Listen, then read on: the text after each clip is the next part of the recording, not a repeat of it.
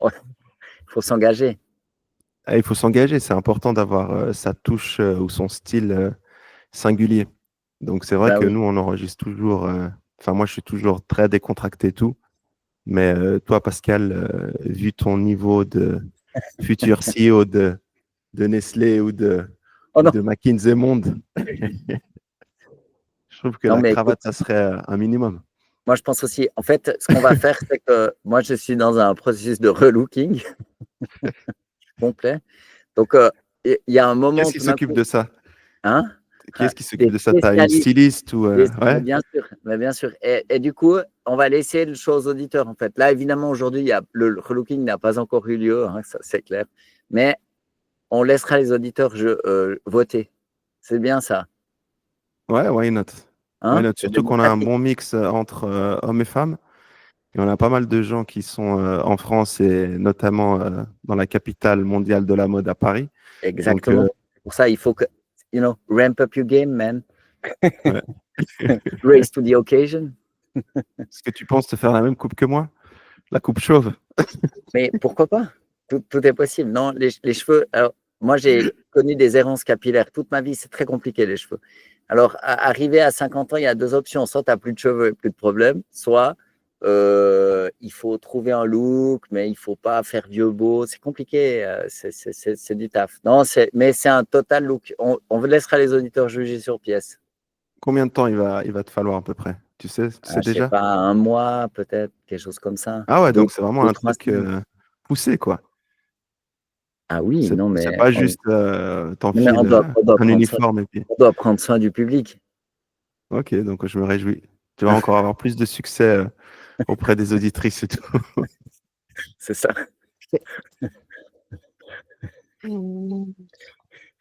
On se réjouit de voir ça. Ah bah Pour, moi aussi. euh, pour jumper dans l'actualité, donc il y a vraiment pas mal de choses qui se passent. On aimerait commencer en étant bon chauvin.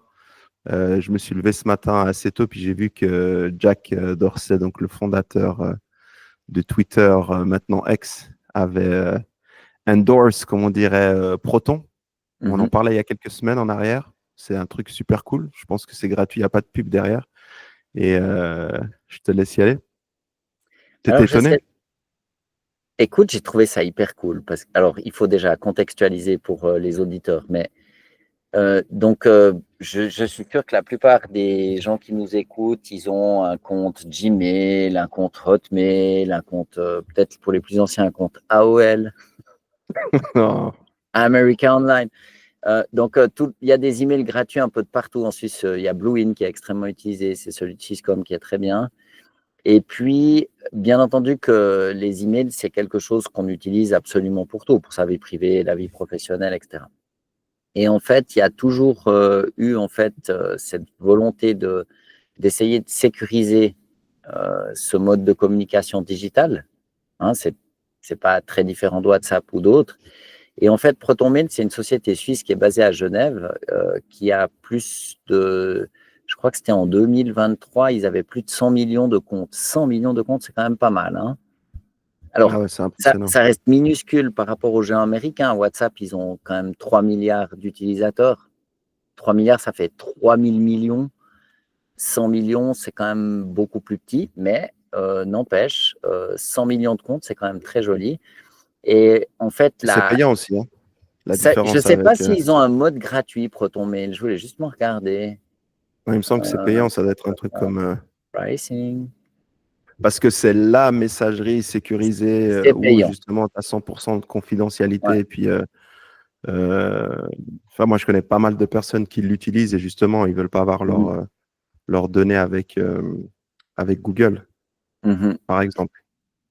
Bah ouais. Ou tu as Mais beaucoup de gens, je lisais encore la semaine passée, tu as beaucoup de anciens agents du Mossad ou des services secrets MI6 ou CIA qui bossent chez eux, comme on en parlait avec OpenAI. Donc, je pense que c'est ouais, important d'avoir. ouais, mais bon, j'espère que les anciens agents du Mossad, de la CIA et des services secrets suisses, ils sont un petit peu raccords au niveau de la protection des données. Ouais, ils Ils s'en savent fichent de ça. naviguer. Moi, je suis pas sûr, mais je veux dire, il y a pas 100 millions d'espion client chez Proton. Mais l'idée de Proton, c'est qu'en fait, tu peux échanger des informations de manière totalement sécurisée. Puis Proton, ils font un super travail de ce point de vue-là. Alors, c'est payant, effectivement. Pour un individu, c'est 12,99 par mois. Donc, allez, 12-13 euros.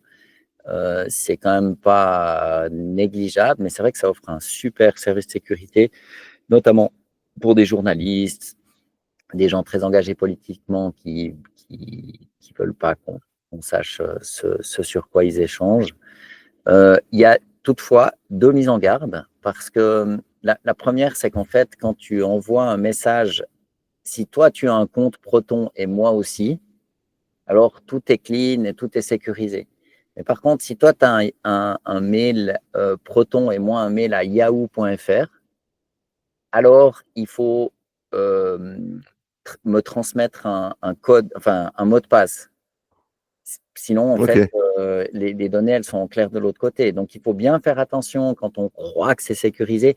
Il ne suffit pas d'avoir un compte chez ProtonMail. Il faut que l'autre en face l'ait aussi. Ou alors que s'il a un compte Bluein, Yahoo, peu importe quoi, qu'on crypte en fait cette information. Et puis donc, on doit lui transmettre un mot de passe. Puis si on veut être sûr que personne ne le voit, ce mot de passe, il faut l'envoyer par un autre canal comme Signal, Telegram ou autre. Donc, C'est plus complexe. le truc, c'est qu'en fait, les systèmes très sécurisés, ils sont compliqués. Typiquement, si tu as déjà, je ne sais pas si ça t'est déjà arrivé de louer des bureaux. Moi, je suis à Unlimited Trust, là, le campus qui a été créé par SIGPA. Et en fait, ils prennent la sécurité très au sérieux. Il faut avoir un SIGPA, c'est badge. ceux qui font les encres pour les billets de banque. Hein. Oui, absolument. C'est une boîte Donc, ils magnifique. connaissent la sécurité, quoi. Ouais, non, alors ça rigole pas du tout. Ils sont extrêmement sérieux avec ça. Et en fait, si tu as oublié ton badge, tu dois aller t'annoncer, montrer ta carte d'identité, on te donne un autre badge, etc. Donc, en fait, la sécurité en pratique, la vraie sécurité en pratique, ça demande un effort. C'est ça que je voulais dire. Ça veut Ouais. dire qu'il faut faire l'effort de fermer sa porte à clé quand on part de la maison. Si on oublie de fermer à clé ou si même on ne ferme pas la porte elle-même, il peut y avoir quelqu'un qui rentre. Et en fait, ça s'applique dans le monde digital aussi. Donc, pour faire simple, Proton, c'est absolument génial. Ça sert, c'est vraiment utile. C'est un immense succès suisse et genevois dans le digital. Mais ça reste, comparé à d'autres entreprises qui proposent des mails comme Google, Microsoft et autres, un tout petit utilisateur. Et c'est vrai que l'endorsement de Jack Dorsey, donc pour mémoire, c'est le fondateur de Twitter, qui est devenu maintenant X.com quand Elon Musk l'a racheté. C'est un grand gourou de la Silicon Valley qui est toujours très apprécié des geeks. Et il y a de quoi, parce qu'il est hyper cool et il a eu beaucoup de succès. Et le fait que lui, sur X, ils disent, voilà, Proton Mail, c'est vraiment super. J'espère que ça va donner un gros coup de boost à Proton. C'est juste pour les auditeurs, il faut bien comprendre que juste avoir Proton puis d'envoyer des emails comme ça à quelqu'un qui est sur Yahoo, c'est pas la panacée. Et puis l'autre commentaire que je tenais à faire, c'est que si vous avez par exemple un téléphone Android que vous ne le mettez pas à jour, etc., vous pouvez avoir tous les Proton mails du monde. Si votre device, je veux dire, la sécurité, il faut appliquer une certaine hygiène de la manière dont on définit les mots de passe, la manière, il faut mettre en place la 2FA, donc l'authentification à 2 facteurs sur tous vos comptes. Il y a toute une série de choses à faire en fait pour avoir une sécurité minimum. Pourquoi? Parce que Proton Mail, ça permet d'éviter qu'un groupe terroriste ou qu'un gouvernement malveillant n'espionne vos communications. OK, c'est top. Mais je dirais le 95% des problèmes, je ne connais pas la proportion exacte, mais disons la grande majorité des problèmes, elle est liée au piratage, aux problèmes de cybersécurité et simplement à des arnaques. Quelqu'un qui vous pique votre mot de passe parce qu'il vous appelle. Souvent des personnes que tu connais en plus, qui sont Voilà. proches. Et puis maintenant, avec l'IA, ça peut imiter la voix. Nous, on est foutus. On a fait tellement d'heures en HD sur YouTube. S'il y a quelqu'un qui veut nous piquer notre tête et notre voix, on est raide. Donc, vous pourriez C'est avoir arrivé récemment un entrepreneur genevois. Mhm. Il y a quelqu'un qui a reçu un call et puis c'était le message enregistré lui demandant de l'argent, machin et tout, mais c'était vraiment lui, quoi. Eh oui. Mais maintenant, tu peux même le faire avec la vidéo et puis ça fait bouger les lèvres de manière adéquate. Donc, ça fait le lip sync. Donc, il faut, peut-être on pourrait une fois faire un podcast que sur la sécurité, puis les 5 trucs à faire absolument indispensables. Parce que le gros risque, je suis persuadé pour la plupart des auditeurs, c'est de se faire hacker, crypto-loquer, de se faire piquer son mot de passe, de se faire piquer son compte. Et pas de se faire espionner par la CIA ou je ne sais pas quel gouvernement. C'est ce qu'il faut bien, à mon avis, à moins que tu sois un journaliste hyper pointu et que tu manipules les informations hyper sensibles, euh, vos conversations n'intéressent personne. Sorry. À mon avis, c'est un peu un gros délire de croire que les emails tellement secrets qu'on pourrait s'envoyer les deux qu'ils intéressent quelqu'un. Je pense que le monde s'en fiche comme de son premier slip. Donc, Ça dépend chez qui, ça dépend dans quelle boîte tu es, parce que tu as quand même oui. pas mal d'espionnage industriel. Alors, les mails Notamment professionnels, c'est Genève, autre chose. Ouais. je disais Genève, c'est la ville où il y a le plus la ville au monde où il y a le plus d'espions. Mhm. Ouais. Oui, mais si tu veux, il faut aussi se rendre compte qu'inconsciemment, quand tu dis qu'on va t'espionner, en creux, ça veut dire que tu as des choses ultra privilégiées et intéressantes à dire. Tu vois, Ah oui, en fait, ça que tu dépend ce que tu fais, détiens c'est vrai. des secrets ou des choses qu'il faut qu'absolument personne ne sache. Oui, 95% des gens de la population, de Voilà. toute façon, Google a déjà toutes les infos, ou Facebook ou Meta, ils en savent déjà plus sur toi que Oui, toi déjà. ouais. Je suis d'accord Et, avec toi. et puis après, vous aurez un smartphone qui ne sera pas forcément à jour. Vous avez des mots de passe hachés. Moi, je le dis avec humilité parce que ça m'arrive aussi. Mais ce que je veux dire, c'est qu'en fait, il y a la théorie, puis il y a la pratique. Et ce dont il faut vraiment se protéger, en fait, c'est des risques cyber. Ça vaut la peine. La 2FA, l'authentification à 2 facteurs, la grande majorité des services proposent cette option. Il faut vraiment le faire. Ça vaut vraiment la peine. Ça évite bien des misères. Ok, on va Donc rester oui, sur. mais on est à fond. Moi, je suis gros fan de Proton. J'espère que l'endorsement de Jack Dorsey va les aider. Ce serait chouette. Ouais, ce serait chouette, surtout qu'ils ont un peu pivoté. Avant, c'était Proton Mail. Maintenant, ils offrent plusieurs produits et tout, un peu à la Google Suite, quoi. Mhm. Donc, je trouve ça assez intéressant. Et comme tu disais, 100 millions d'utilisateurs, c'est quand même top pour une startup européenne, enfin basée à Genève et tout, suisse. C'est déjà costaud, hein. Ouais. Et le fondateur NDN, moi je ne le connais pas personnellement, mais apparemment il est très sympa et puis très très bon. Ah ouais, je suis sûr.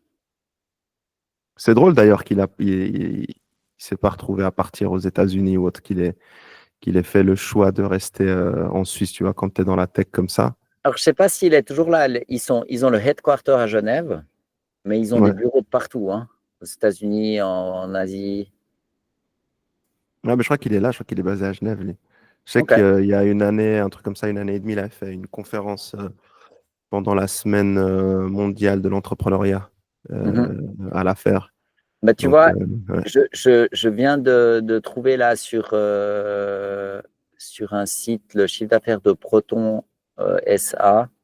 En fait, ils ont un chiffre d'affaires de 102,3 millions, donc on va dire 100 millions pour faire simple, euh, en 2024. Et s'ils ont 100 millions d'utilisateurs, ça veut dire qu'en moyenne, ils arrivent à facturer 1 dollar par année. C'est bizarre que tu dis c'est 10 par mois. Bah, Ouais, sur c'est leur ça. site, sur leur site aujourd'hui, c'est 10, 12, ça doit dépendre en Suisse, c'est 12,99, mais ça dépend des plans. Ils ont certainement différents plans, mais ça veut dire qu'il y a quand même. C'est là si tu regardes ça de 30 000 mètres d'altitude, tu regardes combien il y a de comptes, puis combien tu factures par année. Et si ton revenu, c'est 100 millions, puis que tu dis que tu as 100 millions de comptes, ça veut dire qu'en moyenne, un compte, tu lui factures 1 dollar par année, ce qui n'est pas des masses. Donc, je pense qu'ils sont en train, Mm. ils vont essayer de monétiser en fait leur base installée. Peut-être qu'au début, ils avaient des comptes gratuits. Tu vois, je ne sais Ouais, pas. c'est ça. Mhm. Ou peut-être des fees one time, quoi. Ouais, Une fois, tu payes 20 balles ou 30 balles, puis après, tu la vie un peu. ouais. Ouais, ça Bon, après, m'étonnerait. après, ce qui est intéressant, c'est que sur ce type de produit, les grosses margins, elles sont énormes, hein. Ils doivent être à quoi? 70-80% de marge brute. Donc, ça Tu vaut sais, la peine, hein. ouais, je suis pas sûr que c'est si élevé parce que là, ils font quand même un gros boulot d'encryption. Ils doivent probablement investir en R&D pour se préparer à être quantum safe, comme on dit, au moment où les ordinateurs quantiques seront vraiment utilisables. Tu vas pouvoir craquer ces clés d'encryption. Donc, tu vois, c'est du taf hein, de faire tout ça. Donc, je pense que c'est pas si simple. Et puis, il y a quand même le fait que fondamentalement, la plupart des utilisateurs, ils votent pour la convenience. Ils veulent quelque chose de facile à utiliser. Je sais pas, je Ouais. propose aux auditeurs un test qui est hyper simple. Vous avez certainement tous WhatsApp. Donc, vous Yes. l'utilisez, c'est cool, c'est bonnard.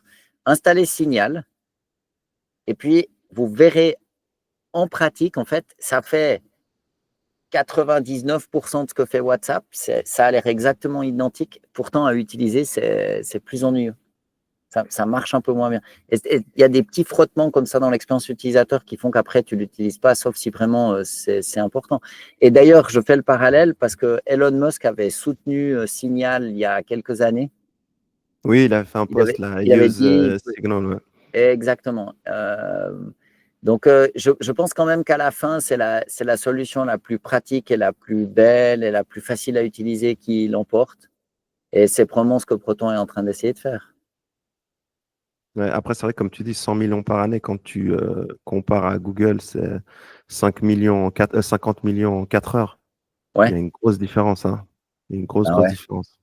Et puis de moyens, ça veut dire que à la minute Ah où oui. en fait un gros acteur veut prendre ça, mais bon, là, Proton, ils ont quand même pour eux leur réputation, ils sont basés en Suisse, c'est probablement pour ça qu'ils sont restés à Genève, c'est bien pour la Ouais. marque. Tu penses qu'ils ont une backdoor ou pas pour des services secrets, tout ça? Non, Comme... je pense pas. Je pense qu'ils ont. Non, non, parce qu'ils ont l'air d'être. Enfin, j'en sais rien du tout, mais je pense pas. Tu sais, ils ont fondé cette société en 2014. Là, on est début 2025, donc ça fait plus de 10 ans. Je suis absolument persuadé que les fondateurs, ils ont bossé et ils ont énormément travaillé pour arriver à ce niveau de revenu. C'est une réussite fantastique qu'ils ont fait. Même si c'est petit par rapport aux Américains, ça demeure on peut quand même saluer la réussite énorme que ça représente. Et je pense que il se plie à la loi, c'est-à-dire que si la loi dit, ben voilà, sur présentation d'un mandat d'arrêt international, vous devez blablabla, j'imagine qu'ils s'y plient, ils ne peuvent pas faire autrement, ils sont soumis au droit comme toutes les entreprises du monde, mais par contre, de planter un backdoor que tu deals avec les services secrets, ça tuerait leur business. Ouais, sauf si.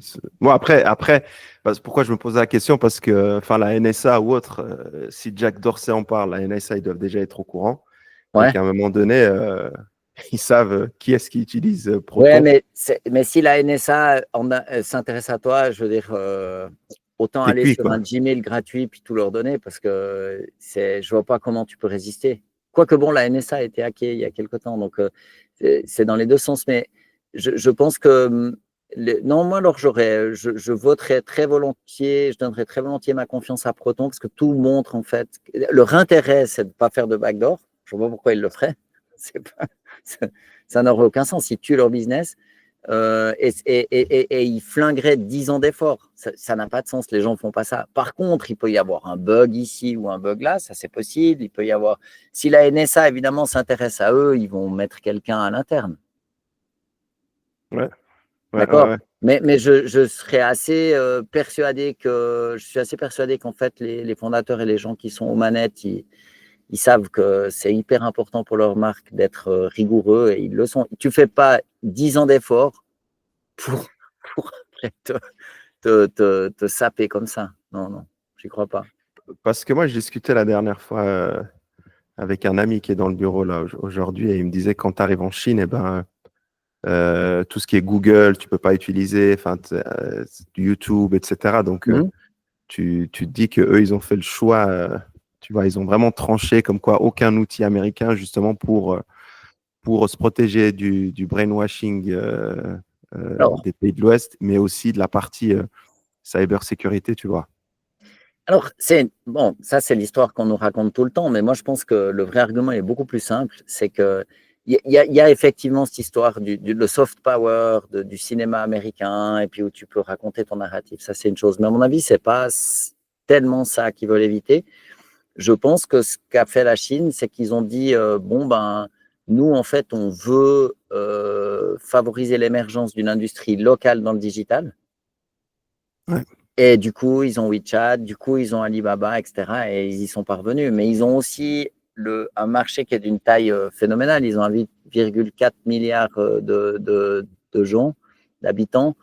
Donc bon, ça fait du monde hein, quand même. Et du coup, ils ont des géants de la tech similaires aux Magnificent Seven, aux grands Américains, comme Microsoft, Google et les autres, et Amazon, simplement version chinoise. Et du coup, ça permet non seulement de faire émerger en fait des concurrents puis de ne pas payer une dîme à une autre zone, évidemment de protéger les données, mais j'y crois peu. Je pense que c'est beaucoup plus une question de pognon finalement. Ils ont fait émerger une industrie digitale. C'est ce que nous, on aurait dû faire en Europe, tu penses ou pas? Ben non, parce que en fait, le web, ça a été inventé au CERN à Genève et en fait, on l'a juste pas commercialisé. Je pense que le problème de l'Europe, c'est pas les barrières d'entrée. Et en plus, à long terme, si tu as une société qui est très fluide où les idées peuvent entrer et sortir comme elles veulent, en fait, tu es plus innovant. Donc, à très long terme, tu as meilleur temps de laisser les choses ouvertes. Ça, j'en suis persuadé. C'est le dialogue, en fait, qui permet l'invention. Par contre, là où l'Europe n'a pas été brillante, c'est qu'en fait, il y a plein de technos dans le digital qu'on a mis au point, on en a financé le développement. Et puis après, quand il s'est agi de mettre en place une industrie derrière, ben, on n'a pas su le faire. Ouais, tu penses que. Bah oui, mais après, le problème, c'est que quand tu utilises des produits américains, Android, iOS, tout, bah, en fait, tu te dis, voilà, c'est fait, on n'a pas besoin de l'utiliser. Puis maintenant que tu as ces problèmes avec les States, tu es dépendant, en fait. Oui, mais c'est l'Europe qui a loupé le coche au départ. On aurait pu fabriquer des ordinateurs, fabriquer des chips, fabriquer des OS, etc., etc., On fait les etc. Chinois, on est d'accord. Pardon? Ce qu'ont fait les Chinois. Non, c'était différent parce que c'est pas en Chine qu'a été inventé le web. Oui, je suis d'accord, mais après, tout ce qui a découlé de l'invention du web et tout, Oui, là, ils ont repris les rênes, quoi. oui, mais nous, on n'est pas dans la même dynamique. C'est-à-dire que déjà, le marché intérieur chinois, c'est un marché absolument gigantesque où il n'y a qu'une langue, ce qui est pas mal. Avec 1400 millions d'utilisateurs, c'est bon pour un début. C'est clair. L'Europe, c'est compliqué, il y a beaucoup plus de langues, etc. Mais le grand problème, à mon avis, le grand défi de l'Europe, c'est qu'on est historiquement bon pour des technologies ou des domaines qu'on peut raffiner à l'envie dans le temps. Exemple, l'horlogerie. Il faut faire des meilleurs mécanismes, etc., etc. On est dans la précision. L'automobile à moteur thermique. BMW qui fait des 6 cylindres en ligne, super bien, machin. Mercedes, ils font des boîtes de vitesse qui tiennent des centaines de milliers de kilomètres. Donc en fait, l'Europe, elle est bien quand il s'agit de raffiner les choses. Mais quand il faut passer, et puis on est aussi bon quand il faut, donc on arrive à la fin du cycle. Puis on est bon en fait quand il faut être brillantissime au départ et inventer un truc auquel personne n'a jamais pensé. Mais entre ce truc qu'on invente, qui est le fait de faire émerger une industrie, il y a un immense gap. Et le problème du digital, c'est que comme ça évolue, je ne sais pas, avec l'arrivée de ChatGPT et des LLM, le monde de la programmation, le monde du digital, il a complètement changé en 3 ans. On est dans un autre siècle. Et du coup, les Européens, ils sont un peu lents, ils régulent d'abord, etc., etc. Et on n'est pas bon, en fait, pour faire cette productisation, capturer l'opportunité business, en fait. Tu vois, on n'est pas bon pour faire émerger des géants de la tech. Et ça se voit, en fait, sur les 30-40 dernières années. Tous les géants de la tech, ils sont aux États-Unis ou en Chine. Et là, je pense que les Européens, ils doivent garder en fait ce système ouvert. Moi, je pense que c'est beaucoup plus sain à long terme, mais il faut mettre en place les attitudes, la culture, les mécanismes qui permettent en fait de faire aimer des géants industriels. On est très bon dans les universités. Ouais. On est très bon quand il s'agit de très vieux savoir-faire comme l'horlogerie ou la voiture thermique. Mais là au milieu, et c'est là en fait que la révolution a lieu, eh ben, on est nulle part. Alors, ProtonMail, ils ont réussi à prendre une niche là-dedans. Ils ont pris la niche de les emails sécurisés quand on a vraiment besoin de sécurité. Mais si on regarde les grands ordres de grandeur, je ne sais pas combien Google a de mails, mais ça doit se compter en milliards. Et je vais vite regarder. C'est clair. C'est clair. Et puis en termes de chiffre d'affaires, c'est aussi des milliards de milliards. Mais t'as trouvé ou pas? Parce que ça Non, m'intrigue. attends. T'es sur quoi? ChatGPT ou sur Grok ou Non, sur, je cherche sur Google. Je me dis, je cherche sur sur Google. Google? C'est lui-même qui. How many Gemini ou même pas? Juste Google? Google accounts worldwide? Je sais pas. On va voir. 2,5 milliards d'utilisateurs de Gmail. De Gmail, ouais. Donc, il y a 2500 millions d'utilisateurs de Gmail, mais il faudrait rajouter Microsoft et tous les autres. Et il y a 100 millions de ProtonMail. Donc, ça fait très, très peu. Ça fait attends. Ouais, 250e. c'est vraiment peu. Hein. Ouais, Si ouais, ouais. c'était 1 milliard, en fait, il y aurait un rapport 1000. Mais là, c'est un rapport 1 sur 2500. C'est chaud quand même. Ouais. C'est tout petit. Donc, en fait, l'Europe, elle arrive à capturer des espèces de niches dans la niche qui demandent rapidement. Typiquement, ce que fait ProtonMail, c'est un truc difficile parce qu'il faut garantir l'encryption de bout en bout. Dans tous les cas de figure, c'est super difficile. Mais ça n'est pas nécessairement un besoin qui est criard chez tout le monde. Et puis même pour scaler après derrière, c'est compliqué. Mm-hmm. Les Mais services qu'il y a autour. ouais. Donc vraiment, mais il y a un peu un côté mystérieux sur pourquoi on est si lent à capturer les opportunités en Europe. C'est bizarre. Et justement, par rapport, tu parlais de capturer, enfin les boîtes tech, mais par rapport à tout ce qui est défense et réarmement, donc tu as ce plan 2030. Mm-hmm. Est-ce que tu penses que dans cette niche, je ne veux pas une niche, mais dans cette industrie qu'est la défense et le réarmement de l'Europe et tout, avec ce plan de 800 milliards qui a été annoncé, et pour le moment, comme tu disais, c'est qu'une annonce. Je ne sais pas où ils vont trouver l'argent chez les petits épargnants. Est-ce que tu penses qu'ils vont réussir à le faire? Parce que j'ai l'impression que ça part dans tous les sens. Bon, ils ont déjà communiqué, c'est bien. C'est fait, ça c'est déjà. Tick the box. Hein? C'est bon. bon, Merci. c'était une conférence de presse. Merci. Ciao, ciao, ciao. Yeah, sure. Non, écoute, alors, je pense qu'il y a quand même, il y a quand même plusieurs problèmes qui se posent. Déjà, en fait, ce qu'ils font, si réellement il y a un chèque de 800 milliards, alors une partie veulent l'emprunter sur les marchés. Une partie vont peut-être changer la loi pour qu'on puisse en fait prendre l'argent des épargnants puis le faire travailler de cette manière-là. C'est une espèce d'investissement sans que tu t'en rendes compte. Ce qui est certain, c'est qu'en fait, s'ils investissent ces 800 milliards, en fait, c'est un emprunt que font les Européens. Ouais. Voilà. Non, mais C'est un comme emprunt ça. à qui? C'est ça, aux Mais épargnants, c'est non, ça le ça veut problème. dire que les citoyens européens empruntent ce pognon. Ah, individuellement. Ok. C'est la même chose. C'est-à-dire que, Ouais, c'est vrai. en fait, l'État européen, il n'existe pas. Il n'y a pas de politique extérieure, il n'y a pas de politique de défense, parce que ce qui manque, c'est l'étage politique. Hein, il n'y a pas de vision. Et d'ailleurs, quand on regarde le truc de White Paper for European Defense and the Rearm Europe Plan Readiness 2030, OK, un des trucs qu'ils disent dedans, c'est qu'ils vont fournir ils vont augmenter l'assistance militaire à l'Ukraine et intégrer l'Ukraine dans la défense européenne. OK. C'est-à-dire quoi, dans l'OTAN ou pas? Non, ça ne veut pas dire ça dans la défense européenne. Donc, déjà, OK, ce truc-là sonne un peu comme ces 800 milliards, c'est un petit peu pour financer en fait cette guerre de proxy en Ukraine que les Américains laissent tomber maintenant. Deuxièmement, les Russes, ils lâcheront jamais si l'Ukraine elle n'est pas neutralisée du point de vue militaire. Donc, ça veut dire que c'est le prolongement de la guerre. C'est pas une mince affaire. Moi, la Suisse, elle n'est pas dans l'Europe, je ne veux pas me prononcer. À titre personnel, je trouve que c'est une très mauvaise idée. On ferait mieux d'arrêter de faire voler des balles. Mais j'ai l'intuition que ça va un peu plus loin qu'une espèce de fonds d'investissement pour faire émerger une économie militaire en Europe. Il y a un agenda politique là, c'est de prolonger cette guerre en Ukraine. Je ne trouve pas ça top.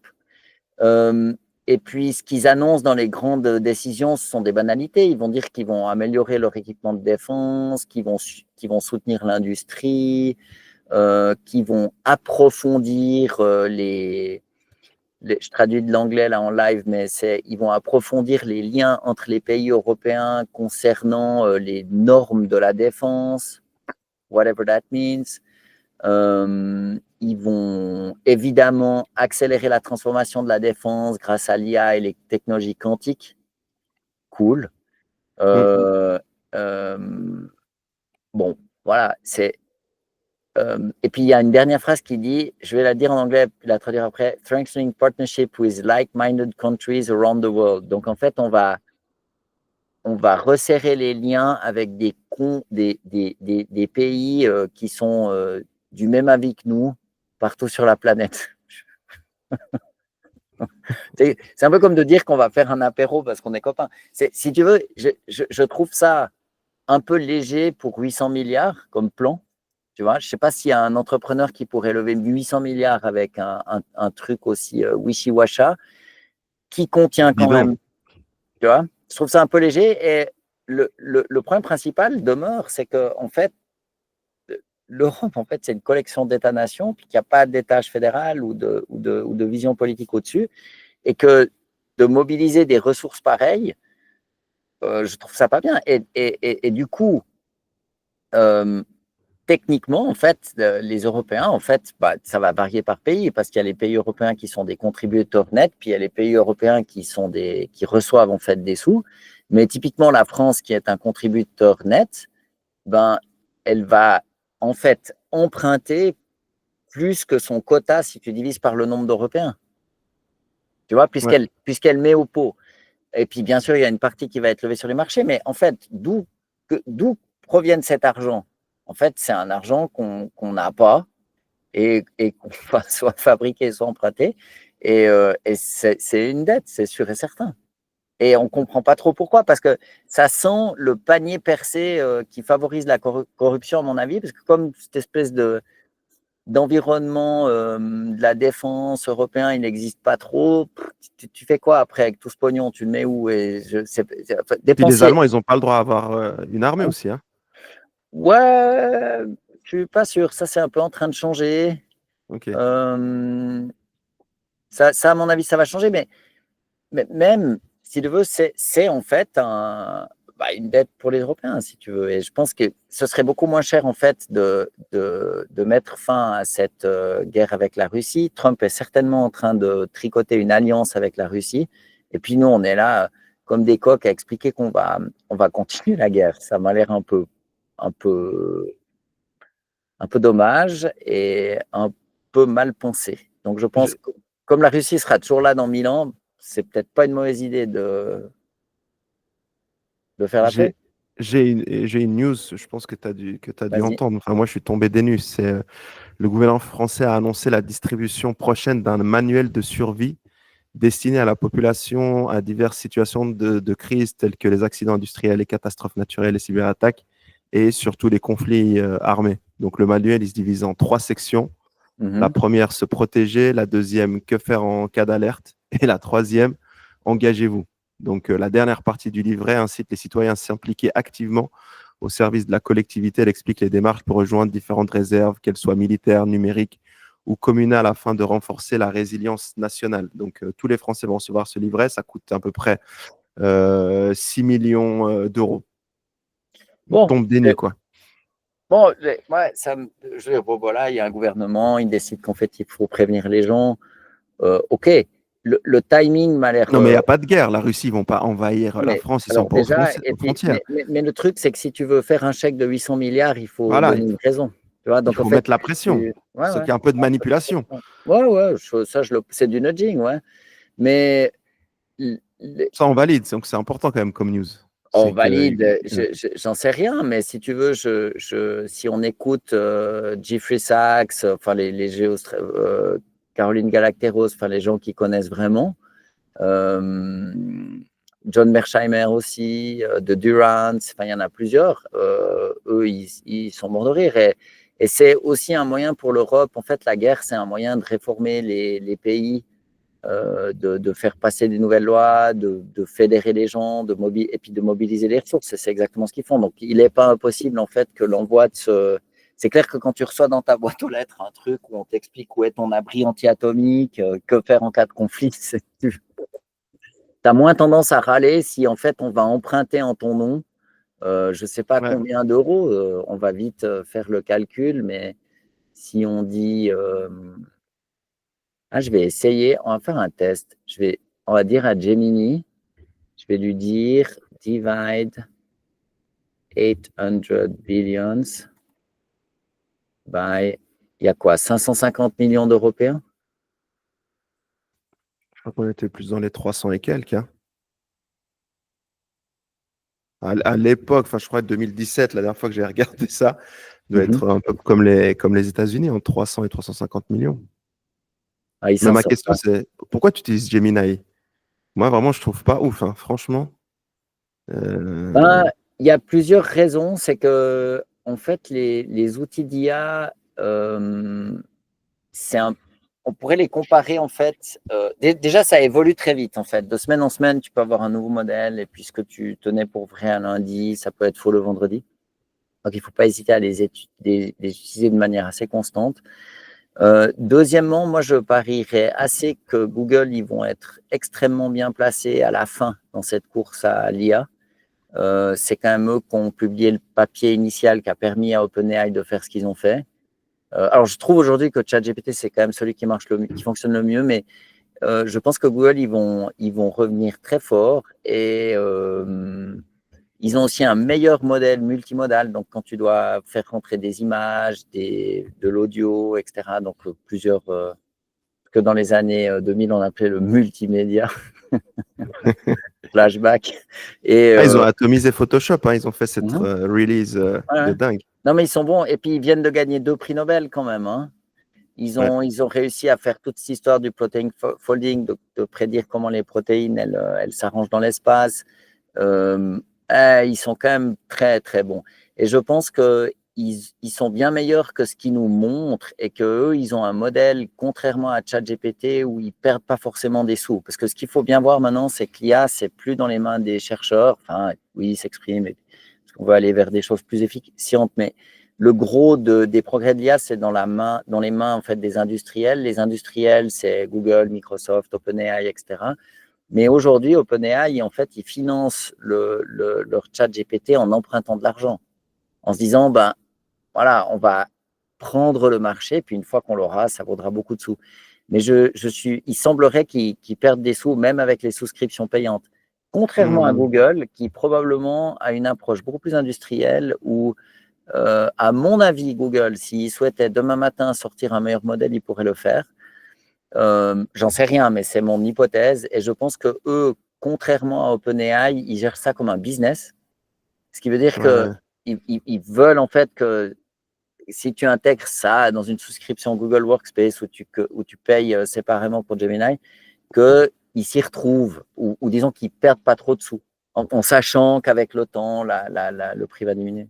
Et tu penses aussi qu'ils veulent pas tuer la cash cow parce que leur business de Google, c'est basé sur la publicité. Donc, un peu retarder le fait que tout le monde utilise le Google Search enfin, la barre de recherche comme tu Ouais. l'as fait. Tu as aussi ça parce que si tu es que sur un modèle comme ChatGPT, en fait, enfin, là, tu n'as pas de pub, tu n'as rien, quoi. Moi, attends seulement que OpenAI doive gagner des sous, tu verras les pubs que tu vas te manger dans ChatGPT. À mon avis, c'est au programme, hein, ça va venir. Donc, il ne faut pas non plus sous-estimer Google. C'est le plus grand Bah, c'est clair. publicitaire du monde, et de Bah, très, très loin. en plus, Microsoft, ils ont commencé déjà un petit peu à tourner le dos à Mhm. OpenAI, hein. Ouais, Mais ouais. par contre, moi, je voulais revenir, enfin, en parenthèse, moi, j'utilise Grok. Franchement, Bien sûr, Croc, je continue à payer ChatGPT, mais ce mois-ci, je l'ai peut-être utilisé 3 fois. Alors que sérieux. Grok, j'utilise tous les jours. Et je l'ai mis, c'est ce que j'ai mis sur mon iPhone et tout. Franchement, c'est une dinguerie.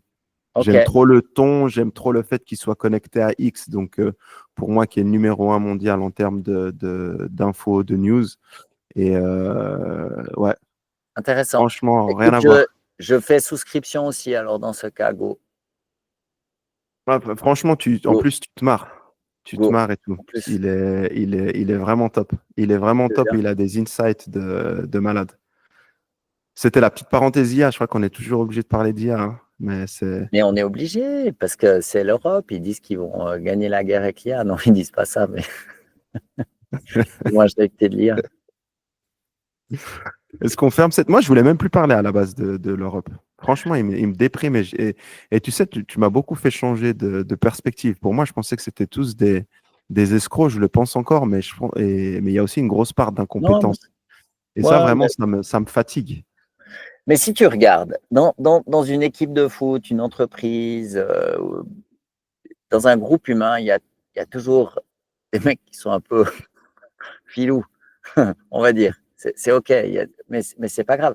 Et je ne pense pas, en fait, que euh, la corruption, ce soit ou l'appât du gain, ce soit ce qui explique les âneries. Si c'était le cas, alors on saurait comment adresser le problème. Je pense que là, on a deux problèmes. Le premier, c'est qu'en fait, l'intégration européenne, on est on est au milieu d'une rivière. On était sur une rive. Il y a eu deux guerres mondiales qui ont démarré en Europe. On s'est dit, bon, c'est pas top, on va essayer autre chose. Le pitch de l'Europe, c'est la paix. Maintenant, c'est l'Europe, c'est la guerre. Bon, ben, OK, on a changé de discours. Euh, Mm. mais on est quand même toujours au milieu de la rivière, on est au milieu du quai. Et en fait, il faut soit qu'il y ait quelques pays qui s'intègrent plus et puis qui fassent une confédération, une fédération, peu importe le modus operandi, mais il faut qu'ils s'intègrent plus, puis qu'on finisse de traverser ce ruisseau, ou alors qu'ils arrêtent de dépenser des sous et de faire du législatif à tout va, parce qu'ils ne savent pas quoi faire d'autre, tu vois. Ouais. Et je pense que là, il y a vraiment un problème de structure. Euh, et puis, l'autre chose que j'ai lu, mais que je pense aussi, c'est qu'en fait, évidemment, pas pour la présidence française, mais les gens qui sont vraiment forts, en fait, ils vont où aujourd'hui? Ils vont à la tête d'une très grande entreprise internationale. Ils Ouais, ont plus de pouvoir, beaucoup plus d'argent et beaucoup moins d'ennuis. c'est clair. Tu vois? Est-ce Est-ce qu'on peut résumer, enfin, et moi j'ai appris ça via les auditeurs et les auditrices, hein, souvent quand on parle d'Ursula von der Leyen qui dit qu'elle a négocié avec Pfizer via WhatsApp et que les messages, enfin, elle a été condamnée et que les messages, on les retrouve pas. Et moi j'ai un peu cette image de corruption où toi, t'imagines un peu l'oncle Picsou qui est en train de ramasser de l'argent et tout, puis maintenant on dit, ah ben en fait, il faut commencer à bosser. Et les gens, ils sont pas forcément compétents, tu vois. C'était Mais avant, non, on était là tranquille, on faisait nos petits trucs et non, tout. Maintenant, on doit trouver des solutions. moi, Là, t'as plus personne. non, moi j'y crois pas. Je veux dire, j'ai entendu l'autre jour, j'ai écouté l'autre Bah, jour c'est factuel, elle a été condamnée. Enfin, elle a des je sais problèmes, pas si elle a von été der Leyen. condamnée, mais peu importe. J'ai écouté l'autre jour un podcast d'un avocat belge, en fait, qui a suivi toute cette histoire parce qu'ils ont porté plainte contre Ursula von der Leyen. Puis il expliquait à quel point il était mais, outré, le mot est trop faible. Il avait perdu tout espoir en la collectivité parce qu'il trouvait que, enfin, de son point de vue à lui, que cette affaire judiciaire avait été extrêmement mal gérée, influencée. Soit. On va faire l'hypothèse qu'on le croit et qu'il a raison. Mais que certains politiciens ou personnes d'influence aient un avantage de temps en temps, bien sûr. D'accord? C'est évident. Il y a déjà un avantage social parce qu'en fait, oh, bonjour monsieur, bonjour madame, vous êtes ceci, cela. Tu vois, il y a tout ce, ce, ce, ce crédit social en fait que tu obtiens comme Faire ça. rentrer des gens de ta famille dans la Voilà, boîte. par exemple. Alors après, tu as la petite corruption, la douce corruption, qui évidemment, toujours, parce que la nature humaine ne change pas, elle peut prendre des proportions plus grandes. Mais je ne pense pas que, je ne dis pas que ça n'arrive pas, ça arrive absolument certainement, mais je ne pense pas que c'est l'explication, ce n'est pas le mécanisme qui explique ce dysfonctionnement. Je pense qu'en fait, comme imagine, tu as des wagons qui sont pleins de billets. C'est des liasses comme ça avec des billets de 1000. Puis personne compte en fait combien il y a de liasses dans les différents wagons. Puis toi, tu es là, puis un jour, bim, il y a une liasse qui tombe. Tu dis, ah, vous avez perdu une liasse. Personne ne te dit rien. Tu dis, bon, bah voilà, le lundi suivant, tu y vas, tu prends une petite liasse, machin, tu t'habitues, tu as une maison de campagne, etc. Puis au bout d'un moment, c'est normal, c'est ta nouvelle normalité. Donc, moi, je ne pense pas que, les politiciens fassent de la politique parce que c'est un modèle d'affaires que d'être corrompu, ça, j'y crois pas. Je pense que évidemment que la corruption, ça existe, mais ça n'est pas ce qui explique l'inefficacité et la piètre qualité des décisions qui sont prises. Ça, je ne le crois pas. C'est quelque chose de connexe, mais ce n'est pas la source. La source, c'est que, à mon avis, ils ne sont pas très bons, déjà. Et puis qu'il y a un problème de structure parce qu'ils sont au milieu du gué. Puis quand tu es au milieu du gué et que tu ne sais pas quoi faire, bah, tu inventes des trucs. Tu fais ce que tu peux faire. Tu fais comme tu peux. Ils font au rien fait pendant 2 ans, 3 ans, 5 ans, 10 ans. Et c'est ça. Puis après, qu'est-ce qu'ils vont faire? Ils vont bosser. Bon, tu as aussi, les Thierry Breton, là, après, qui se retrouvent à bosser pour Bank of America, quoi.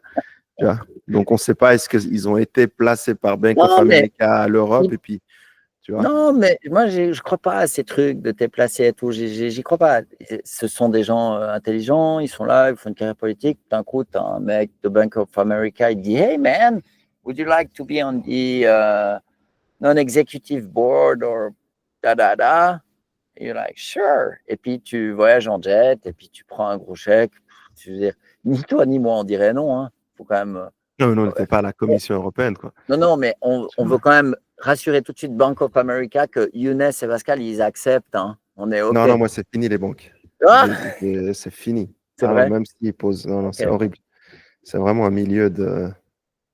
J'ai jamais travaillé. Ah bah, tu peux pas, tu es trop sincère, tu es trop pur, Pascal, pour bosser dans une banque. Ah, écoute, je le prends comme un compliment. Ah oui, il faut le prendre. Non, j'espère quand même que Bank of America m'appellera. Bah, je te le redis, pour l'algorithme. La trahison. Si tu fais ça, c'est une trahison, ça. Non, mais je t'engage après Younes. Non, moi, je ne veux pas, ni de près, ni de loin, bosser pour eux. En parlant de Bank America, il y a l'excellent Ryan Lemans, que j'ai eu la chance de côtoyer et collaborer sur des conférences durant ma période de 6 ans aux Émirats à Dubaï. Donc, sérieux, tu le connais? Ouais, je le connais personnellement, ouais. Il est libanais, il a vécu en France, super brillant. Il a bossé pour le gouvernement des Émirats, pour des banques et tout. Et c'est pour ça que je le suis justement sur LinkedIn, parce qu'il a toujours des angles très, très intéressants. Donc, tu veux que je te donne la main tout de suite? J'ai fait sa pub réellement. Mais oui, parce qu'il enverrai la vidéo. Il est extraordinaire. Il est super. La vidéo. Moi, je me réjouis de le rencontrer à l'occasion. C'était un post super intéressant où, en fait, il dit, si vous voulez un résumé de ce qui arrive dans l'économie mondiale, il faut regarder ce dessin. Je ne sais pas si on arrive à le montrer. On arrive, ouais. On arrive, tu crois? Attends, je te laisse commenter, puis je le. Donc, juste pour les auditeurs. Donc là, en fait, on fait un truc en live. C'est en régie. C'est la régie qui. Alors, voilà, moi, je meuble, bien sûr. J'occupe le terrain, je parle. Voilà, trop bien. Donc, la régie a fait ses bonnes œuvres. Donc, en fait, merci. On voit. Je suis régisseur en plus de. Régisseur, exactement, régie. C'est hyper bien. Tu sais, tu as des mecs qui mettent des câbles, comme dans John Wick. Bon, donc, on se reprend. Donc, en fait, là, on voit sur un graphe la proportion d'or versus dollar. Le dollar est en noir, l'or est en violet dans les banques centrales. Alors, juste deux cents of context, juste pour expliquer ce que ça veut dire. Les gouvernements, par exemple, le gouvernement suisse qui émet des francs suisses et des gros billets de 1000, qu'est-ce qui fait en fait que ce papier valeur il a une valeur? la contre, il y a les institutions suisses, la stabilité du pays, etc., le terrain, etc., etc. Mais les banques centrales, elles stockent aussi d'autres objets de valeur. Alors, ils pourraient stocker des diamants, ils pourraient stocker des kilos d'or, ils pourraient stocker aussi des monnaies étrangères. Alors, dans la Banque nationale suisse, je ne sais pas quel est le mix, ils changent tout le temps, mais je crois qu'il y a même des actions cotées en bourse maintenant. Ils avaient acheté Apple, je crois, un temps. Mais il y a certaines. Ils ont tout. Ils ont tout, ils ont des monnaies de tous les pays du monde, mais à un moment, ils vont prendre plus de yens, plus de dollars, ils prennent des bons du trésor, etc., etc. Et en gros, ce graphe, en fait, il montre ce que les gens des banques centrales mettent dans leur coffre pour dire, bah, notre argent à nous, il vaut quelque chose. D'accord? Donc, ils vont essayer de prendre un mix d'assets de différentes natures qui va apporter une certaine stabilité. Puis, si une partie du monde est déstabilisée, bah, on ne perd pas tout, puis ça remonte plus tard. Donc, si on regarde ce graphe, en fait, on voit qu'à partir c'est en 1990, en fait, la portion d'or dans les banques centrales, elle a commencé à très fortement chuter. À peu près au même moment, la portion de dollars américains dans le mix des banques centrales, il a beaucoup augmenté. Et on voit que maintenant, la tendance s'inverse, surtout depuis 2015 à peu près. On voit que la proportion de dollars américains diminue et que, en regard, la proportion d'or augmente. Alors, il y a plusieurs explications possibles. Et puis là, ce qui était super intéressant avec le poste de M. Lemond, c'est qu'il donne en fait 4 raisons. La première, c'est qu'il y a des risques géopolitiques. Donc, il y a des tensions qui sont en train de grimper entre, mettons, les États-Unis et la Chine, ou actuellement les États-Unis et la Russie, mais on espère, on prie qu'ils se réconcilient bientôt. Donc, si tu te dis, ben, il va y avoir une guerre à Taïwan, bon, ben, tu fais quoi? Si tu n'as que des dollars, puis qu'après, les Américains ne gagnent pas, tu ne retombes pas sur tes pieds. Donc, en fait, en anglais, on dit hedge your bets, tu vas essayer de limiter ton risque en ayant un portefeuille qui est réparti dans différents endroits du monde. Donc, les risques géopolitiques, il y a la dédollarisation. Alors, aujourd'hui, le dollar, ça a été pendant longtemps la monnaie de réserve. Donc, pour les banques centrales de choix, parce que tu avais des dollars sur toi partout dans le monde, tu pouvais les utiliser, c'était un truc très robuste. Je pense que les ennuis qu'ils ont fait avec les avoirs russes, c'était une immense erreur, parce que maintenant le dollar a commencé à être utilisé comme une arme. Si tu fais BNP Paribas, la montre qu'ils ont chopée, etc. Donc le gouvernement américain a commencé 9 milliards. Ouais, ils ont commencé à utiliser le dollar comme une arme de guerre économique. Et du coup, ben voilà, tu es un peu moins sûr en fait que tes dollars, on va pas te les prendre. Et il y a bien entendu les BRICS, donc la Chine, la Russie en tête, qui, suite aussi à leur bannissement du système SWIFT, qui essayent de proposer une alternative au dollar, qui est composée d'un mix des différentes monnaies de ces pays plus si émergents que ça. Hein. Il y a quand même le Brésil, la Russie et la Chine, on peut dire que ça fait un gros morceau. Donc, il y a des alternatives à l'aspect il n'y a que le dollar. Ensuite, le troisième point pardon, il y a 3 points, pas 4. Donc, le troisième point qu'il cite, c'est l'inflation et les taux d'intérêt. Historiquement, l'or, ça s'utilise en fait comme c'est une valeur réserve, parce que bah, voilà, c'est un lingot d'or, bon, bah, 100 ans plus tard, il n'aura pas trop perdu de valeur, même s'il y a de l'inflation. Donc, si on répète, il y a les risques géopolitiques, les différentes guerres ou les tensions géopolitiques qui ont lieu, le fait que le dollar perd sa position de seule monnaie de réserve crédible à un niveau global, puis qu'il y a des alternatives. Ça, c'est ce qu'on appelle la dédollarisation. Je pense quand même que ça va prendre beaucoup de temps, mais on peut dire que c'est en cours. Et puis, il y a le retour de l'inflation et l'or comme réserve un peu défensive, comme ça.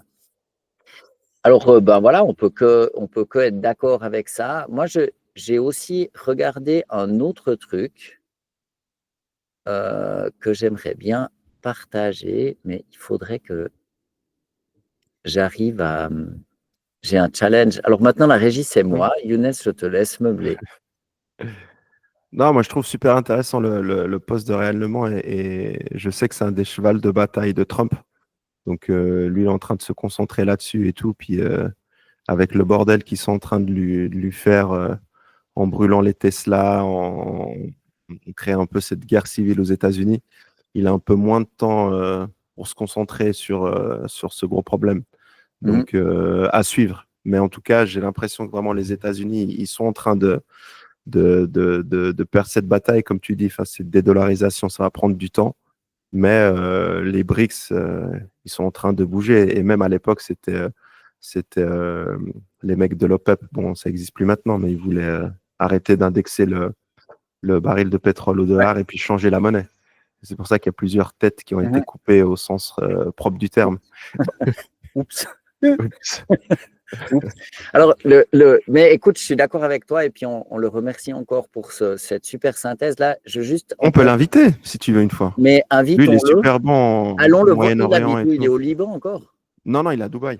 Ah, bah allons le voir à Dubaï. On fait un À direct Dubaï, ouais. live à Dubaï. Chiche. Let's Mais go. ouais, chiche. On le En fait. plus, on a des super cadres, on pourrait le faire. Ouais. J'ai plein d'idées.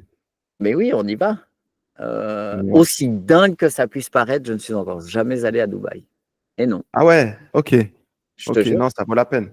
Ça vaut la peine. C'est une ville où tu as plein d'opportunités, où tu peux rencontrer Mhm. des gens importants assez rapidement. Enfin, ils sont assez pragmatiques. Mhm. Quand tu es bon, tu as plus d'opportunités que tu aurais en France ou en Europe, Bon où ben là, il on le faut que… fait, on va faire un live avec lui s'il accepte à Dubaï. Alors juste un truc, je voulais partager avec les auditeurs. Il y a un excellent site qui est le Fonds monétaire international, IMF, International Monetary Fund en anglais, et sur leur site qui est en libre accès, vous avez tous les pays du monde et puis vous avez des tas de statistiques par rapport à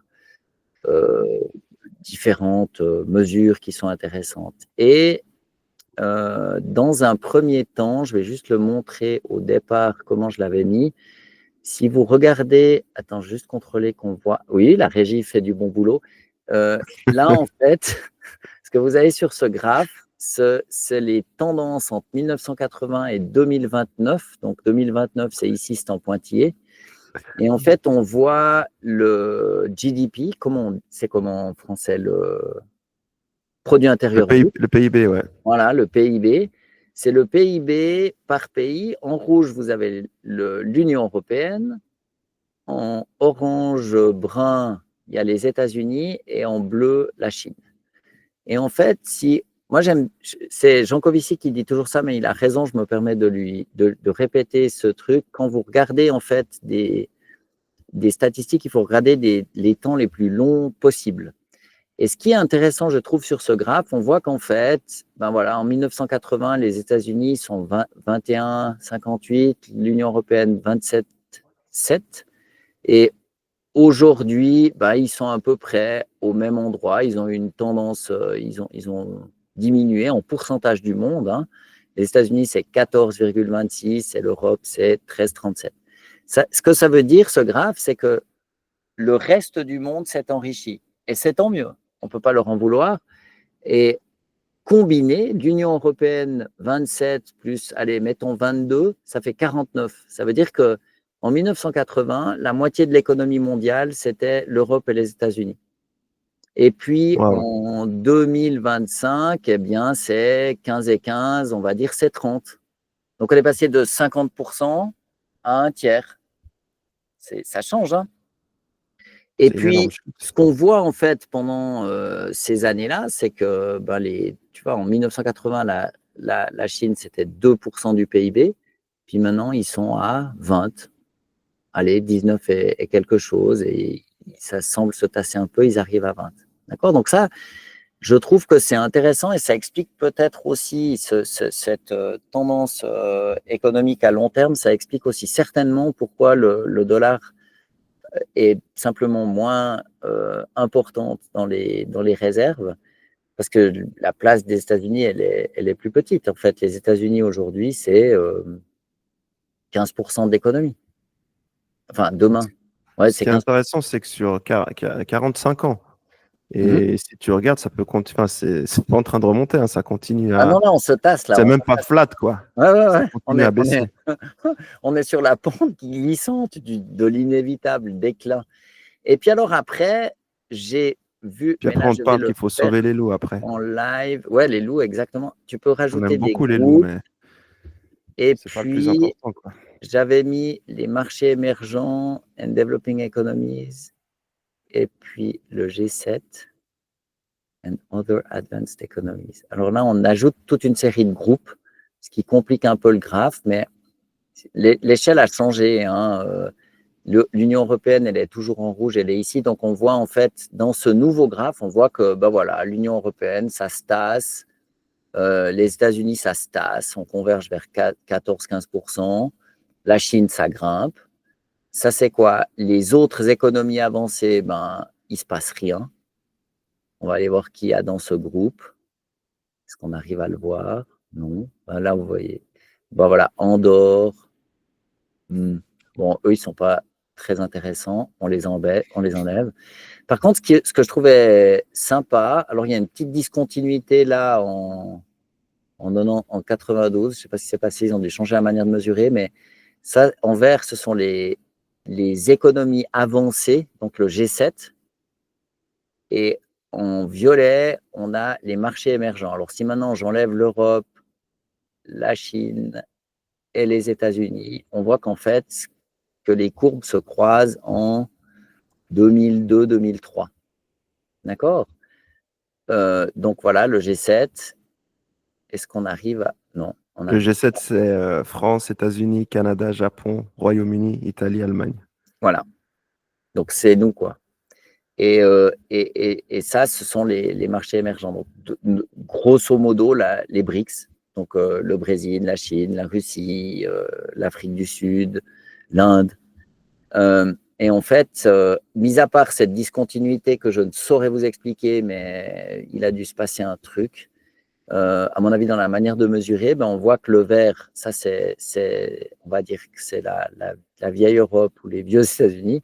Et puis le violet, ben, c'est principalement l'Asie, la Russie, l'Inde. Voilà. Donc, si vous regardez les proportions prévues pour, ça doit être 2030, ouais, 2029, ce sera 62,5, on va dire. Allez, si on est généreux, on dit 66%, ça veut dire les 2 tiers, puis l'Europe, c'est 1 tiers. Enfin, ce qui manque pour arriver à 1 tiers, c'est toutes les autres minuscules Moins économies. d'un tiers. Voilà. Ah ben, mais en gros, moi j'aime bien les ordres de grandeur. Ici, tu avais les économies avancées, c'était un peu plus que la moitié. Puis on termine à un peu moins qu'1 tiers. Alors qu'en fait, ce qu'on appelle les pays émergents et en développement, ça me fait assez marrer parce que en fait, c'est une beaucoup plus grosse portion de l'économie que les pays avancés. Les pays avancés, c'est le double, hein, Et plus du double. ça va que faire de descendre, Voilà. hein, surtout Donc, avec le ils taux de sont à natalité qui est super bas. exactement. Eux, ils sont vers les 60%. Donc, allez, soyons généreux, 2 tiers, alors que le G7, c'est 1 tiers, hors de grandeur.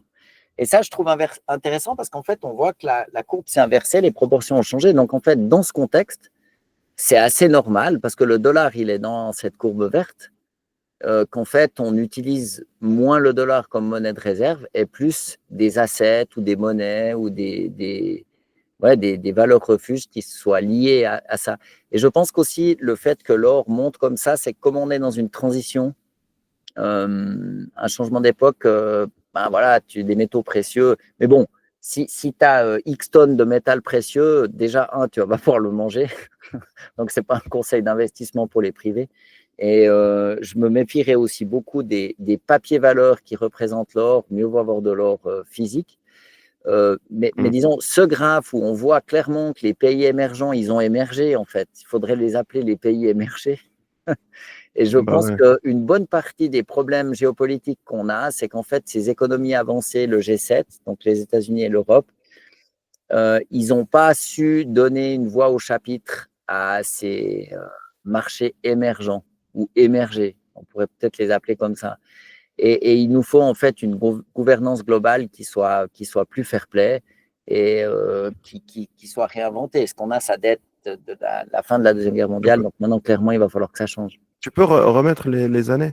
Donc vraiment, le tournant, il a eu lieu quand? Il a eu lieu dans les Ça, années 90. Hein. le Vraiment, tournant, ça commence à baisser, quoi. ouais, plus Allez, Ouais, 92. ouais, 90, 2000, quelque chose. C'est un peu là que ça s'amorce. À la bulle Internet, quoi.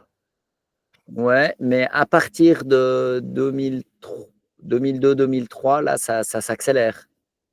Ouais. Tu vois, la pente ici, là, pim, là, puis ça se retasse un peu, mais Il y a eu quoi, 2003, 2004? C'est même avant la crise de 2008, quoi.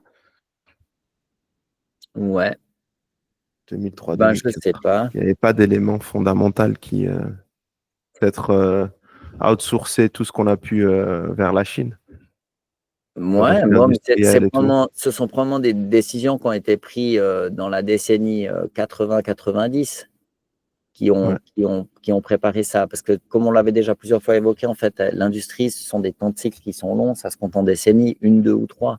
C'est pas, Mm. tu changes pas la Ouais. supply, la chaîne d'approvisionnement ou le lieu de production comme ça, hein. Ça prend du temps.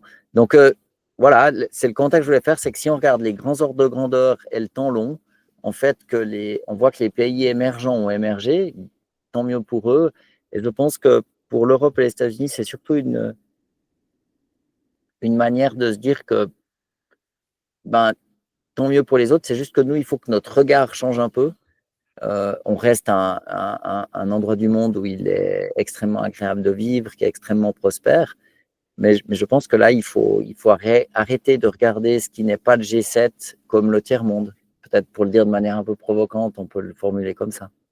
Donc, si on veut redresser la pente, il faut compter du 2050, quoi. 2050, 2055, si on commence déjà à le faire maintenant, comme tu dis, c'est des trucs vraiment très lents. Bah, C'est pas juste.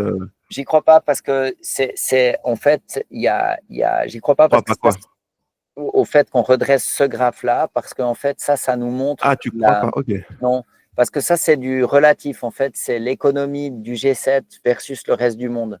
Je vois très mal le reste du monde décider de sa pauvre. Tu as deux manières, en fait. Soit il faut que nous, on s'enrichisse à des vitesses incroyables, ce que je Mhm. ne crois pas parce que la population est trop âgée, soit il faut que le reste du monde s'appauvrisse. Ce à quoi je ne crois pas, parce ils ont la dalle, ils ont faim et ils veulent leur morceau.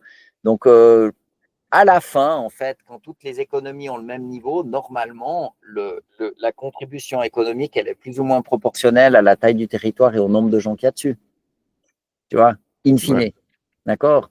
Donc, je pense pas, si tu veux, qu'on soit promis un retour comme ça, mais il y aura certainement des grandes réussites industrielles, etc. Je pense que ce qui est plus important avant qu'une une éventuelle croissance se remette en route, c'est de changer le regard qu'on a en fait sur le monde. Shanghai, ils ont il y a des infrastructures absolument incroyables en Chine. Dubaï, c'est pas des dunes. Mhm. À Dubaï, les mecs se déplacent pas en chameau, tu vois. Ah non, Mais il y a quand même toujours cette espèce de regard un peu condescendant en fait de la vieille Europe ou des Américains qui ont souvent pas trop de passeports, d'accord.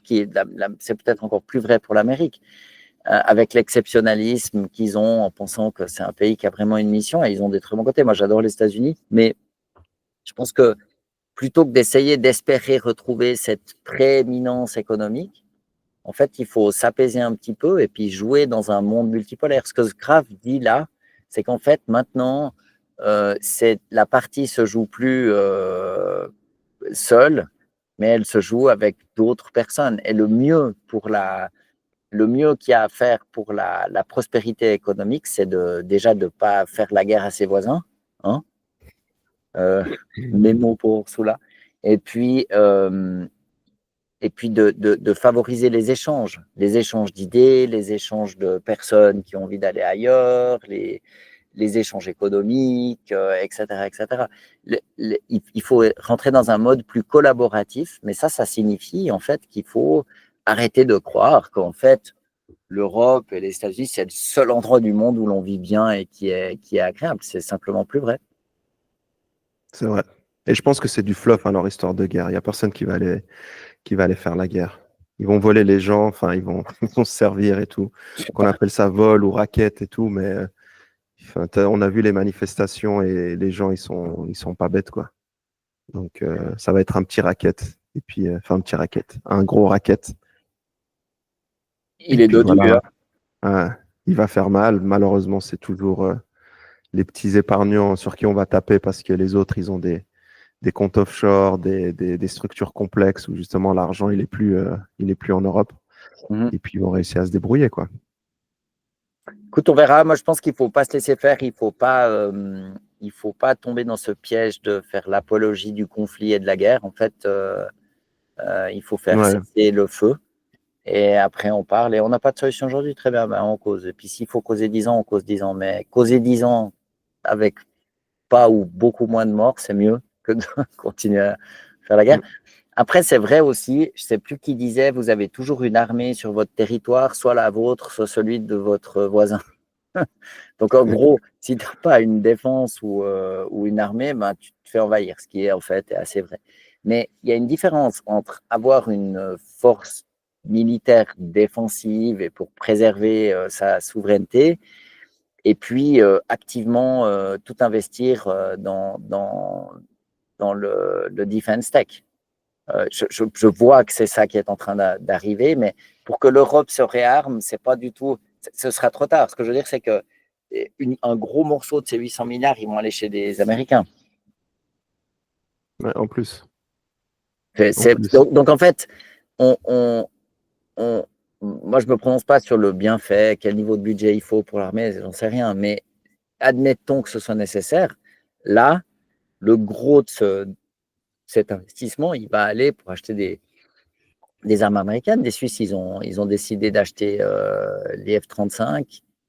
Bon, drôle d'idée.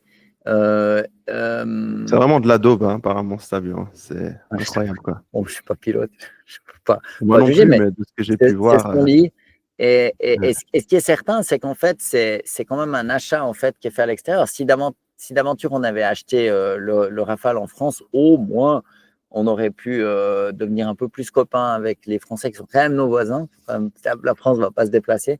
Et si jamais tu as besoin d'une petite pièce de réparation, ben, c'est plus facile d'aller à Roubaix que à Chicago. Plus près. Donc, je serais très curieux de savoir en fait comment ça s'est dealé cette affaire. On ne le saura jamais, mais je sens quand même que l'Europe là, elle est en train de se faire gruger et que Par ok, qui? ah ben c'est les Américains qui viennent présenter la note. Ok. D'accord, Je c'est pensais que ça. tu allais dire Ursula en plus. Non, moi je pense pas. Je pense que malheureusement, en fait, comme on n'a pas une Europe politiquement intégrée, en fait, on n'a pas de vision de quoi se défendre, de mécanismes, on n'a pas les bonnes institutions au bon niveau. Quand tu as les bonnes institutions, tu peux espérer avoir des personnes qui soient compétentes et puis qui aient un plan, qui se fassent élire sur. Enfin bref, il y a plein de manières de faire démocratie, mais là, c'est clairement pas le cas.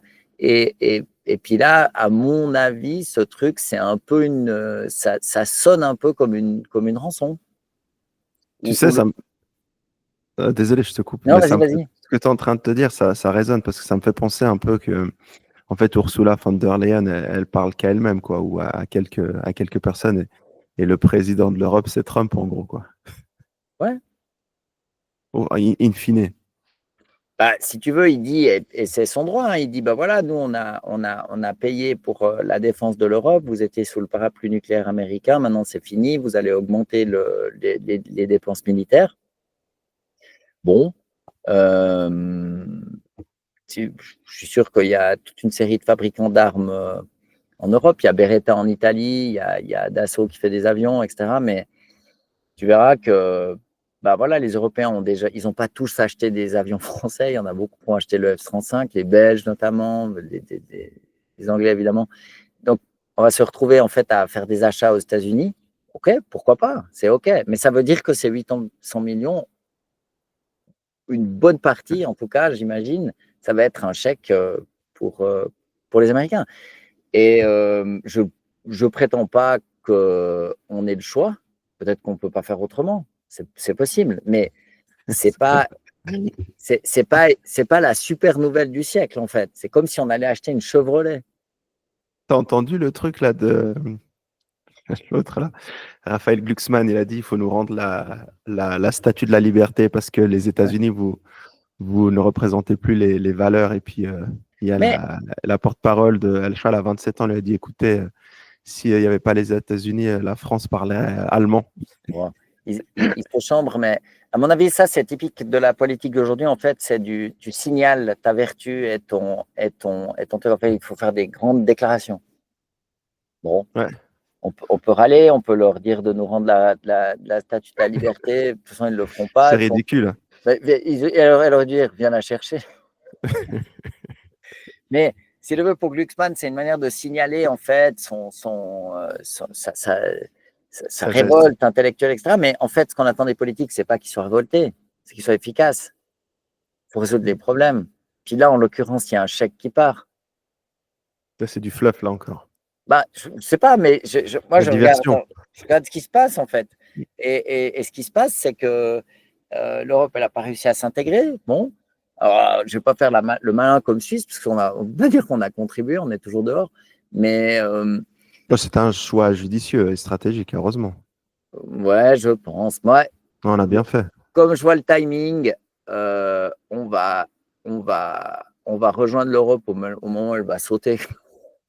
Non, je pense pas. Je pense pas. La majorité des Suisses, on va pas voter pour rejoindre l'Europe. Il y a certains partis, le PS, qui est en train de pousser, mais en majorité, t'imagines, les Suisses allemands, enfin encore nous, Genève, Vaud, on est encore proche de la France, donc on a eux Mhm. cette culture en commun. Mais derrière le Rösti-Graben avec les Suisses allemands, ils vont jamais vouloir rejoindre, quoi. Ouais, puis je pense qu'il y a une autre très bonne raison de ne pas rejoindre ce groupe, ce club en fait. C'est qu'il ne fonctionne pas bien. Ben non, C'est, ça fait pas rêver. on n'a rien contre Échalant, hein, je tiens à le préciser, mais c'est comme de rejoindre le FC Échalant si tu es au Bayern de Munich, Ouais. c'est pas bon. Ouais. Tu vois, Pour nos ça n'a pas de auditeurs sens. français, ça serait comme rejoindre quelle équipe? Je sais pas, il y a quoi? Saint-Ursin? Non, Ouais. une petite bourgade. Attendez. Mont-Solémine, un club comme ça. Voilà, bourgade, nord de la France. Euh, c'est comme la bourgade, c'est un À endroit. Berg. À Berg. À Berg, exactement. À Berg. À Berg. C'est comme de rejoindre le football club de Berg. Non, mais alors, à part ça, la bourgade, ça existe. C'est le 59 310 Faumont, France. Ok. Voilà. Je suis sûr qu'ils ont un club de foot. Je regarde sur Google Maps vite fait. Non, il semble que non. Aïe. Bon, on les salue d'ailleurs. Enfin, nous, On les c'est en toute salue. Oui, de la humilité, hein, parce qu'au bourgade. niveau foot en Suisse, Ah non. c'est pas top, hein. C'est une image. Mais toi, t'as joué où, Younes? Moi, j'ai joué au Servette, j'ai fait Étoile Carouge aussi. On a joué un petit peu. On a joué un petit Tu, peu. tu voudrais pas mettre le maillot Grenat? Ah oui, la prochaine fois, ouais. Avec Hein. plaisir. Si moi, je mets une Avec plaisir. cravate. Ouais, c'est un contraste. Moi, j'ai pas joué au FC Servette, hein, comme l'ensemble des auditeurs sans doute. Oh, pourtant que je jouais au Servette, toi, tu faisais l'école polytechnique, donc t'as bien mieux fait, quoi. Ouais. Bon, tu sais, hein, hmm. Non, c'était sympa. C'était quand même sympa à l'école polytechnique. C'était très, très, très excellents souvenirs, très bons, très, très belles années. Très intéressant. Ah, j'en doute pas. Hmm. C'est dur, mais apparemment, c'est une belle expérience. Ouais, c'est pas, je le lis doucement, mais c'est pas aussi dur que. Bien entendu, normalement, il faudrait dire, ouais, c'est hyper dur. Alors, une fois que tu l'as fini, ça fait un peu prestige, quoi. Mais non. Stylé. En vérité, pas, parce que c'est une école qui est assez structurée et structurante. Tu as des cours, après le cours, tu as des exercices, tac, tac, tac. Tu vois, tu es noté régulièrement, tu es pris en main. Tu n'as Ok, pas besoin d'être adulte, en fait. Il faut juste être scolaire. d'accord. Ah, je suis un peu sévère en disant Ouais, ça. t'es un peu sévère, ouais. Ouais, c'est pas tout vrai, mais c'est peut-être pas. Je devrais peut-être pas faire exploser la beauté. Je vais peut-être pas aussi shiny qu'on l'imagine. Euh, Ça fait bien de le dire, mais je ne suis pas certain que ce soit le cas. Et Ou surtout, je peut-être pense, peut-être très très doué aussi. Non, non. T'es très humble et doué. Non, non, non. Non, c'est peut-être aussi le truc, peut-être commentaire pour les jeunes, c'est qu'en fait, les choses, elles peuvent avoir l'air difficiles ou pas en fonction de ce qu'on apprécie de faire. Si on a du C'est vrai. plaisir à faire quelque chose, euh, moi-même, petit, j'ai joué un match avec attends, un match en basse ville de Fribourg qui s'appelait, attends, Fribourg, basse ville. FC Fribourg. Non, non, non, Ils non. ont, ils ont des belles équipes, Même le pas, FC Fribourg. même pas, même pas. Ville de Fribourg, terrain, je sais plus. C'est un nom, FC Pourquoi Central. tu t'habitais à Fribourg à l'époque quand tu étais petit? Ouais, mais tellement. J'ai joué, Sérieux? ouais, j'ai joué un match avec eux. Pourquoi t'as Euh, pas l'accent fribourgeois? alors, Tu le j'essaye de caches. révéler un truc là. Non, mais les, moi, j'ai fait un match avec eux. Ma carrière de footballeur n'a pas duré du tout. Je n'ai pas été probablement flamboyant, on va dire ça comme ça. Et que ce soit des études, un sport, l'entrepreneuriat, travailler dans une banque, etc., il y a des choses qui nous appellent plus que d'autres. Et je pense qu'à cette ère d'intelligence artificielle et surtout abondante, en fait, il faut se concentrer sur les choses qu'on aime bien faire. C'est la clé. Ouais, je suis d'accord avec toi. La clé, c'est le plaisir.